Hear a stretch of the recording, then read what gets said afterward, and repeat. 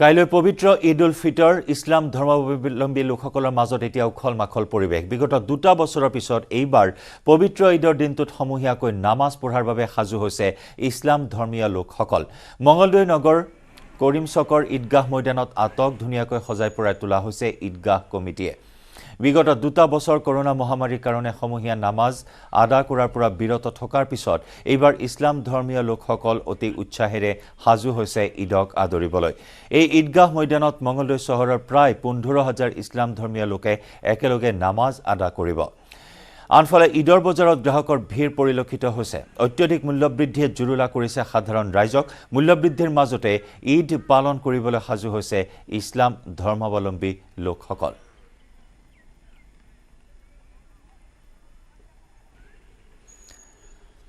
আৰু কোট কেনেকুৱা আয়োজন কোট কেনেকুৱা প্ৰস্তুতি সেই বিষয়ে আমি আপোনালোকক জনাম আমি এই মুহূৰ্তত আগবঢ়াইছো আমাৰ মঙ্গলদৈৰ সাংবাদিক নৱজ্যোতি মহন্তৰ এক বিশেষ ৰিপৰ্ট নিশ্চয় কাইলৈ ইছলাম ধৰ্মীয় লোকসকলৰ পবিত্ৰ ঈদ উল ফিতৰ আৰু ঈদ উল ফিতৰক লৈ এইবাৰ ব্যাপক প্ৰস্তুতি দেখিবলৈ পোৱা গৈছে মই উপস্থিত আছো নগৰ ঈদগাহ ময়দানত আৰু মঙ্গলদৈ নগৰ ঈদগাহ ময়দানত দেখিবলৈ পোৱা গৈছে ব্যাপক প্ৰস্তুতি আৰু এই ঈদগাহ ময়দানতে প্ৰায় 15000 ইছলাম ধৰ্মীয় লোকসকলে একেলগে নামাজ আদা কৰিব তাৰ প্ৰস্তুতি প্ৰায় সম্পূৰ্ণ কৰিছে কামচৰ মেছে দেখুৱাইছে এয়া ঈদগাহ ময়দান এই ঈদগাহ ময়দানখন প্ৰায় সাজু কৰি তুলিছে আৰু উল্লেখ কৰিব লাগিব যেহেতু বিগত 2 বছৰ বিশেষ কোনো ধৰণৰ প্ৰস্তুতি নাছিল বা ঈদৰ যি একেলগে সমূহীয়া আজি নামাজ এই নামাজ আদা কৰাৰ পৰিৱেশ নাছিল এইবাৰ কিন্তু হুকিয়া পৰিৱেশ হ'ব আৰু এই হুকিয়া পৰিৱেশৰ কাৰণে সাজু হৈ পৰিছে ঈদগাহ ময়দানৰ কমিটি আমি কথা পাতিম ঈদগাহ ময়দানৰ কেইবাগৰাকীও দায়িত্ব থকা লোক আছে তেওঁলোকৰ লগত কথা যত্ন কৰিম যেহেতু এইবাৰ 2 বছৰৰ পিছত এইবাৰ কিছু অধিক আশাৰে সাজু হৈছে আপোনালোক হয় সকলোৱে গম পায় বিগত 2 বছৰ আমি সম্পূৰ্ণভাৱে একেলগে যি আমি নামাজ একত্ৰিত হৈ নামাজ আদায় কৰিছিলোঁ বা এটা উৎসৱময় পৰিৱেশেৰে আমি ঈদ পালন কৰিছিলোঁ এই ঈদ উৎসৱ পালনৰ পৰা আমি বিৰত থাকিবলগীয়া হৈছিলে যি বিশ্ব এক মহামাৰীয়ে ভয়াৱহ ৰূপ দিছিলে সেয়ে এইবাৰ কোনো বাধা বা নিয়ম নথকাকৈ এইবাৰ 2 বছৰৰ মূৰত যি আমি ঈদ উৎসৱ মানে মুকলিভাৱে আমি উদযাপন কৰিব পাইছোঁ তাক লৈ আমি নথৈ আনন্দিত হৈছোঁ আৰু আমি বহু উৎসাহিত হৈ এই ময়দানখনে আপোনালোকে দেখিছে ইয়াতে লোকাৰণ্য হৈ ফালে 10 পৰা 15000 লোক একত্ৰিত ইয়াতে মঙ্গলদৈ যি নগৰ আছে সম্পূৰ্ণ নগৰৰ মানুহখিনিতো একত্ৰিত হয়ে তাৰ বাহিৰৰ পৰা অহা কিছু মানুহ ইয়াতে আহি একেলগে নামাজ পঢ়ে সেইকাৰণে আমি এবাৰ অকমান জাকজমকত মানে জিলিকা বচাইছোঁ আৰু সকলো উৎসাহেৰে কামবোৰ কৰি আছে যাতে বতৰো দেখিছে আপোনালোকে বিগত কিছুদিন ধৰি বতৰ খুব ভালে হৈ আছে আশা কৰিছোঁ অহাকালিও বতৰ খুব ভাল হ'ব এই আশাৰে আমি আগবাঢ়ি আছোঁ কি ক'ব যে হয় নিশ্চয় আল্লাহৰ ওচৰত বহুত বহুত শুকৰিয়া কাৰণ 2 বছৰ ধৰি আমি নামাজৰ পৰা বিৰত আছিলোঁ বিশেষ কাৰণত যেনেকুৱা এই কৰোনা ভাইৰাছৰ কাৰণে গতিকে এতিয়া যেটো পৰিৱেশ মালিকে দিলে আমাক গতিকে নিশ্চয় খুশি হিচাপে আমি ঈদ পালন কৰিম বুলি আমি আশা কৰি প্ৰস্তুত আমন্ত্ৰিত লোক থাকিব তেখেতৰ আমাৰ বিশেষকৈ খাস কৰি যিজন ইমাম থাকিব তেখেতৰ উত্তৰ লখিমপুৰৰ আমাৰ নগৰবাহী মাদ্ৰাছাৰ মুফতি হয় তেখেতক এইবাৰ ইয়াতে নামাজৰ কাৰণে আমন্ত্ৰিত কৰা হৈছে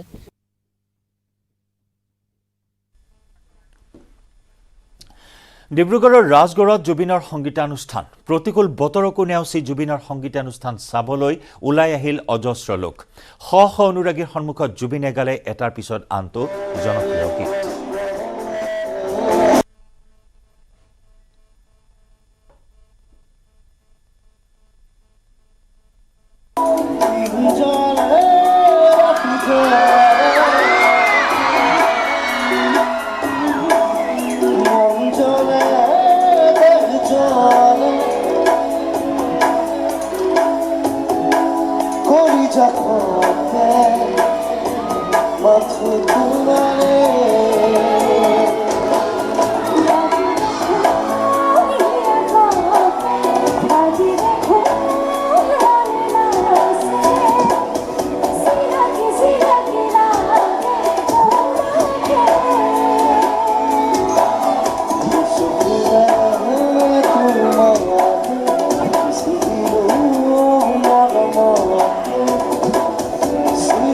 See like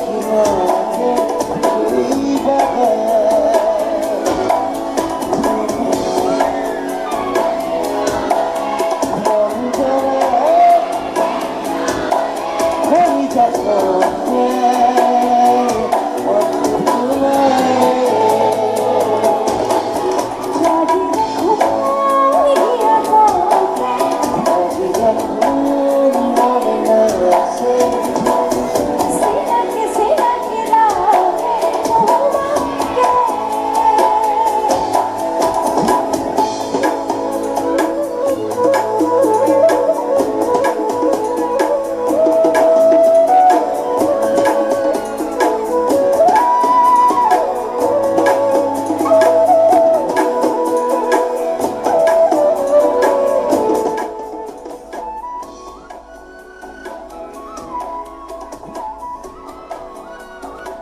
আৰু এই সংগীতানুষ্ঠানতে জুবিন গাৰ্গে কেইবাটাও মন্তব্য কৰিলে।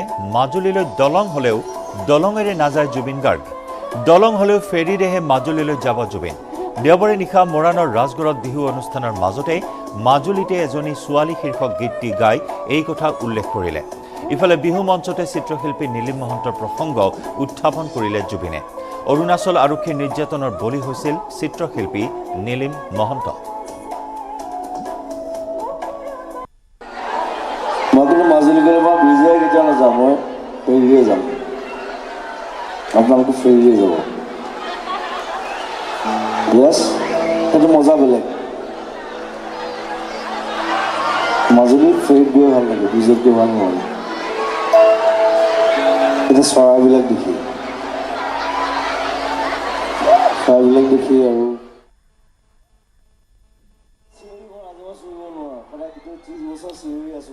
জুবিনে গীত গাইছে যদিও জুবিন সুস্থ নহয়। বিহু অনুষ্ঠানৰ মাজতেই অসুস্থ হৈ থকাৰ কথা উল্লেখ কৰিলে কণ্ঠশিল্পীগৰাকীয়ে।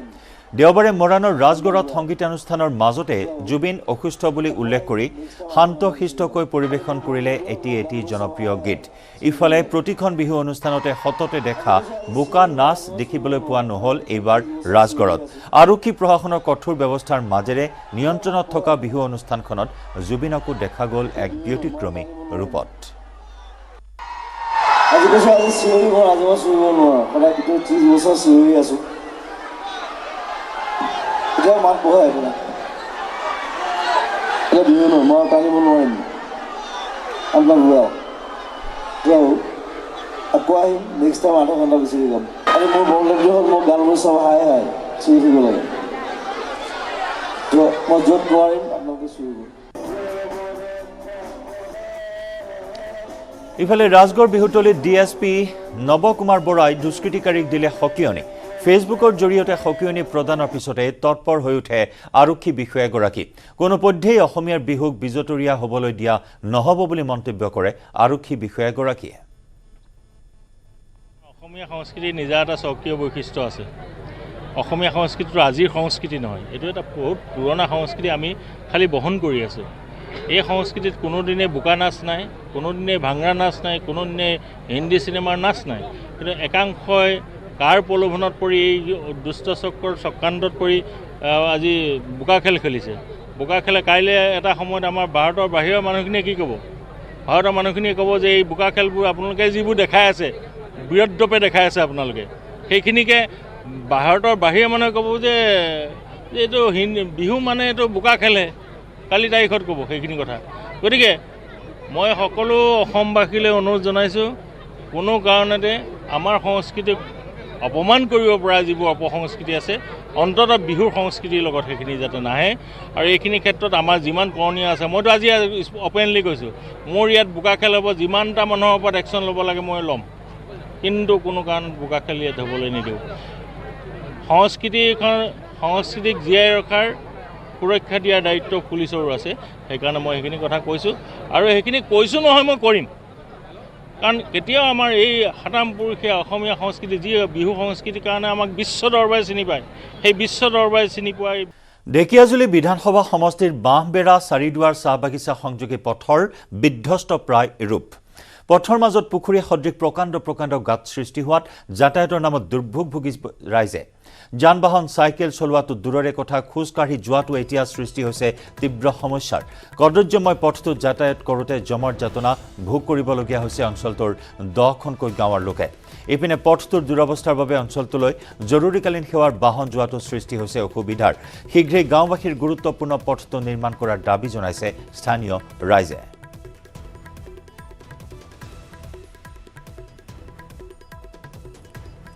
আমি আগবঢ়াইছোঁ আমাৰ সাংবাদিক হৰেণ ভূমিজৰ ৰিপৰ্ট।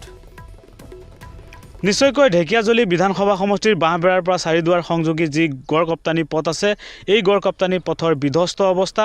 পথত এতিয়া পুখুৰী সদৃশ প্ৰকাণ্ড গাঁতৰ সৃষ্টি হৈছে, আৰু যাক লৈ এই পথেৰে এতিয়া অহা যোৱা কৰা লোকসকলে জমৰ যাতনা ভোগ কৰিব লগা হৈছে। কিন্তু কাণ খাৰ নাই বিভাগীয় কৰ্তৃপক্ষৰ। সম্প্ৰতি পথটো এতিয়া জৰাজীৰ্ণ অৱস্থায় এই অঞ্চলৰ লোকসকলে এতিয়া জমৰ যাতনা ভোগ কৰিব লগা হৈছে। মোৰ কেমেৰা সহযোগীয়ে পৰিৱেশ দেখুৱাব। এয়া হৈছে ঢেকিয়াজুলি বিধানসভা সমষ্টিৰ বাঁহবেৰাৰ পৰা যি চাৰিদুৱাৰ চাহ বাগিচা সংযোগী পথ, এই পথৰ দুৰৱস্থা। অঞ্চলটোৰ লোকসকলে বাৰম্বাৰ দাবী জনাই আহিছে, তৎসত্ত্বেও কিন্তু ইয়াৰ জনপ্ৰতিনিধি তথা বিভাগীয় কৰ্তৃপক্ষই এই পথটো নিৰ্মাণৰ ক্ষেত্ৰত কোনো ধৰণৰ ব্যৱস্থা গ্ৰহণ কৰা নাই। আৰু এনেদৰে এতিয়া এই অঞ্চলৰ লোকসকলে যাতায়াতৰ নামত দুৰ্ভোগ ভুগিব লগা হৈছে। মই কথা পাতিব চেষ্টা কৰিম, এই অঞ্চলৰ কিছু লোক আছে, তেখেতসকলৰ সৈতে কথা পাতিব চেষ্টা কৰিম। দাদা কি ক'ব? হয়, এই ৰাস্তাটো একচুৱেলি ভাৰত স্বাধীনতা হোৱাৰ আগৰে ৰাস্তা। ইয়াতে আগতে STC বাছ চলিছিল এটা সময়ত, এতিয়া বাৰু বন্ধ হৈছে। কিন্তু এনেকুৱা দুৰৱস্থা হৈছে অসমৰ যিকোনো ৰাস্তাই, যি পৰিস্থিতি বৰ্তমান হৈছে, বিশেষকৈ আমাৰ চাৰিদুৱাৰ কলাকুছি চাৰিদুৱাৰ চাহ বাগানৰ পৰা বাঁহবেৰা চেণ্টাৰলৈকে যি ৰাস্তা, এইটো এনেকুৱা পৰিস্থিতি হৈছে, মানে মানুহ অহা যোৱাৰতো দূৰৰে কথা, যে বেমাৰী এজন যে নিব পৰা অৱস্থাত সেইটো অৱস্থা নাই। এম্বুলেঞ্চ মাতিলে নাহে, কোনো মানে শাক পাচলি বা অন্য ধৰণৰ ইয়াৰ পৰা বিক্ৰী কৰিব, যিহেতু এই অঞ্চল হৈছে কৃষিজীৱী, কৃষিৰ ওপৰতে নিৰ্ভৰশীল গাঁও এই অঞ্চল। তাৰ পৰা কৃষকসকলে দুৰ্ভোগ ভুগি আছে, বেমাৰী নিব নোৱাৰা অৱস্থা হৈ আছে। কলেজত, স্কুল কলেজত যোৱা ল'ৰা ছোৱালীৰ অসুবিধা হৈ আছে, কোনো গাড়ী নাযায়, অটো নাযায়, সাধাৰণ বাইক লৈ চলাচল কৰিব নোৱাৰা অৱস্থা হৈ আছে।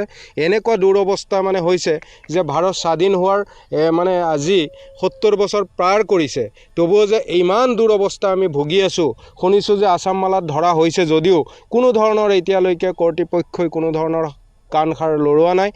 আৰু এনেধৰণে আমি সাধাৰণ ৰাইজ কষ্ট কৰি আছোঁ। যদি এনেকৈয়ে যদি থাকে, তেনেহ'লে ইয়াত খোৱা বোৱা নকৰাকৈ ৰাইজ, কৃষকসকল মৰিব লাগিব। নিশ্চয়কৈ মই পুনৰ দৃশ্য দেখাম। এই অটোখন আচলতে আবদ্ধ হৈ পৰিছে বোকাত, যিহেতু পথটো আচলতে পুখুৰী সদৃশ প্ৰকাণ্ড গাঁতৰ সৃষ্টি হৈছে। মোৰ কেমেৰা সহযোগে পৰিৱেশ দেখুৱাব। এই পথেৰে যাতায়াত কৰা এখন অটো এনেদৰে আবদ্ধ হৈ পৰিছে বোকাত। মই বাজবেৰা চেণ্টাৰ যাওঁ। বাছবেৰা যায়, বাজবেৰা এইটো আবদ্ধ হৈ থাকিলে আবদ্ধ সদায় হয়, তাৰে গাড়ী সদায় হয়, এইটো ৰাস্তা ঠেলিব লাগিব। আমি বজাৰৰ খবৰ আপোনাক ধাৰাবাহিক ৰূপত জনাই আহিছোঁ। ৰাজ্যৰ বজাৰত মূল্যবৃদ্ধিৰ জুই। ঈদৰ বজাৰ কৰিবলৈ আহি বিপাঙত পৰিছে এতিয়া মুছলমান ধৰ্মাৱলম্বী লোকসকল। প্ৰতিবিধ প্ৰয়োজনীয় খাদ্য সামগ্ৰীৰ লগতে অধিক হাৰত বৃদ্ধি পাইছে শিশু খাদ্য। সমান্তৰালকৈ মিঠাতেল, ৰিফাইন, দাইল আদি প্ৰতি কিলো 10 টকাৰ পৰা 20 টকা পৰ্যন্ত বৃদ্ধি পাইছে। আনফালে হৰলিক্স আৰু চেৰেলিক্সত 35 টকাৰ পৰা 50 টকালৈ দাম বৃদ্ধি হৈছে, যাৰ ফলত অসুবিধাৰ সন্মুখীন হৈছে ৰাজ্যবাসী।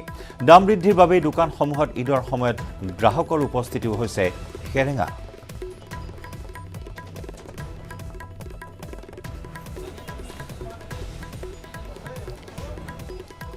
আৰু ঈদৰ বজাৰ কেনেকুৱা, গ্ৰাহকৰ উপস্থিতি কেনেকুৱা, ওদালগুৰিৰ এটা পৰিৱেশ আমি এই মুহূৰ্তত আপোনাক দেখুৱাম। ওদালগুৰিৰ পৰা আমাৰ সাংবাদিক ৰিপুঞ্জয় নাথে যুগুত কৰা এক প্ৰতিবেদন আগবঢ়াইছোঁ। মূল্যবৃদ্ধিয়ে জুৰুলা কৰিছে সাধাৰণ জনতাক, বিশেষকৈ শিশু খাদ্যৰ পৰা আৰম্ভ কৰি যি নিত্য ব্যৱহাৰ্য সামগ্ৰী, সকলো সামগ্ৰীৰে মূল্যবৃদ্ধি হৈছে।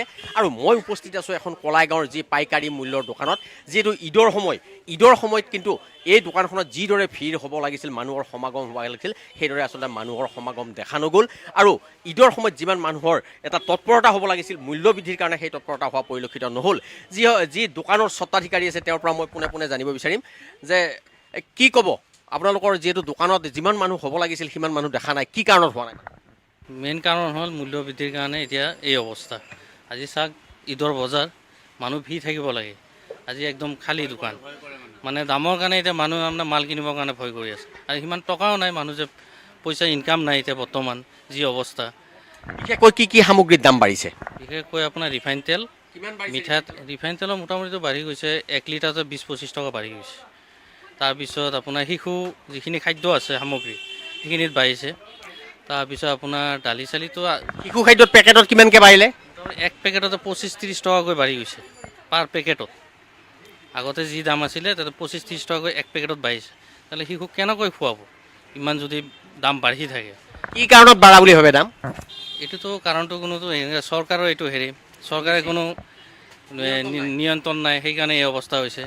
যে বিজেপি চৰকাৰ বৰ্তমান তাৰমানে এতিয়া কংগ্ৰেছতকৈ বেয়া হৈ গৈছে এই অৱস্থা। কি বজাৰ কৰিব আহিছে? হয়, বজাৰ কৰিব আহিছোঁ। ঈদৰ বজাৰ পিছে কেনেকুৱা, দাম কেনেকুৱা? কিন্তু মানে দাম সুধিলে মনা মিলিবাই ভয় লাগে, মনা ভয় লাগে। ঈদৰ বজাৰ কি মাত্ৰ টুকটাকহে লৈছোঁ, 100 টকাৰ শাৰী এখনত 300 টকা লাগে। মানে সকলো বস্তুৰে দাম বাঢ়িছে মুঠতে জুই চাই বজাৰ অসমত কোনো বস্তু কিনিবলৈ সাহস কৰিব নোৱাৰা এইখন মানে বাচি থকা চৰকাৰৰ নিয়ন্ত্ৰণ নাই চৰকাৰ নিৰন্তৰ সিহঁতে ঘেৰুৱাই পেলাইছে দিশ বিদেশ ঘেৰুৱাই পেলাইছে সিহঁতে এতিয়া এইখনে খালি মিটিং কৰিলে যিমান মুখা টকা খৰচা কৰিলা এই মিটিং হয় কিন্তু যে অসমৰ ৰাজ্যত দিলে হয় কিমান উহা পালা হয় বুজিছে নাই একদম কৈছোঁ নহয় ইহঁতক আৰু কিছু ক্ৰেতা আছে মই পুনৰ ভিতৰলৈ যাবলৈ চেষ্টা কৰিম কি ক'ব ঈদৰ সময় একদম সেৰেঙা গ্ৰাহক আপোনালোকে যিহেতু বিভিন্ন প্ৰতিবাদ কৰি আছে ছাত্ৰ সন্থাৰ ফালৰ পৰা তাৰপিছতো কিন্তু দাম কমা নাই বহু দাম বাঢ়ি গৈ আছে শিশুৰ খাদ্যৰ পৰা আৰম্ভ কৰি কি ক'ব তেওঁলোকৰ এই বিজেপি চৰকাৰখন প্ৰথমতে তেওঁলোকৰ ব্যক্তিকেন্দ্ৰিক চৰকাৰ তেওঁলোকে ক্ষমতাৰ লোভত বলি হৈ সৰ্বসাধাৰণ ৰাইজক তেওঁলোকে কোঙা কৰি পেলাইয়ে আছোঁ আমি ছাত্ৰ সন্থাই আন্দোলন কৰিছোঁ যদিও তেওঁলোকে কোনো কাৰণত কাণ খাৰ দিয়া নাই আৰু এতিয়া আমি সন্মানীয় মুখ্যমন্ত্ৰী ডাঙৰীয়া এটাই আহ্বান তেওঁলোকে যিটো মানে সদায় সভাই সমিতিয়ে কৈ থাকে যে মানৱতা দৃষ্টিৰে তেওঁ কৰাপশ্যন নহয় কৰাপশ্যনটো হৈয়ে আছে এতিয়াও কৰাপশ্যন হৈ আছে গতিকে তেওঁ সঁচাকৈ যদি মানৱতাবাদ জীয়াই আছে গতিকে এই যিয়ে ঠেলা আল্লাহ ৰিক্সা আল্লাহ তেওঁলোকক যি চকুৰ পানী আজি টুকি আছে তেওঁলোকক কম দিনৰ ভিতৰত উদ্ধাৰ কৰক আৰু তেওঁলোকে কৰাপশ্যনটো বন্ধ কৰক তেওঁলোকে ডাঙৰ তেওঁলোকে সন্মানীয় প্ৰধানমন্ত্ৰী নৰেন্দ্ৰ মোদীয়ে যি অসম ভ্ৰমণ কৰিব আহি ডাঙৰ তেওঁলোকে লেকচাৰ দিয়ে বা যিমান তেওঁলোকে অসম ভ্ৰমণ পইচা অপচয় কৰে সেই পইচাখিনিৰে দুখীয়া মানুহবিলাকক তেওঁলোকে আজিৰে পৰা 3 দিনীয়া বৰ্ণাঢ্য কাৰ্যসূচীৰে তামোলপুৰৰ গৌজন পথাৰত আৰম্ভ হৈছে বড়ো সাহিত্য সভাৰ 61 সংখ্যক অধিৱেশন আজি পুৱা আদৰণি সমিতিৰ সভাপতি ধৰ্মনাৰায়ণ দাসে অধিৱেশনৰ মূল তোৰণ মুকলি কৰে আৰু ইয়াৰ পিছতে বৃক্ষৰোপণ অতিথিশালাকে ধৰি বিভিন্ন কাৰ্যালয়ৰ দুৱাৰ পৰ্যায়ক্ৰমে উদ্বোধন কৰা হয় অহা 4 মেৰ মুকলি সভাত দেশৰ ৰাষ্ট্ৰপতি ৰামনাথ কোবিন্দে অংশগ্ৰহণ কৰিব আৰু ইয়াৰ লগতে অসম মেঘালয় আৰু ছিকিমৰ মুখ্যমন্ত্ৰীসহ বাংলাদেশ আৰু নেপালৰ প্ৰতিনিধিয়েও অংশগ্ৰহণ কৰিব ইতিমধ্যে ৰাষ্ট্ৰপতিৰ আগমনক লৈ অভ্যৰ্থনা সমিতিয়ে প্ৰস্তুতি প্ৰায় সম্পূৰ্ণ কৰি তুলিছে অধিৱেশনক লৈ তামোলপুৰত এক উদুলি মুদুলি পৰিৱেশে বিৰাজ কৰিছে প্ৰতিকূল বতৰকো নেওচি অভ্যৰ্থনা সমিতিয়ে সকলো প্ৰস্তুতি সম্পূৰ্ণ কৰি তুলিছে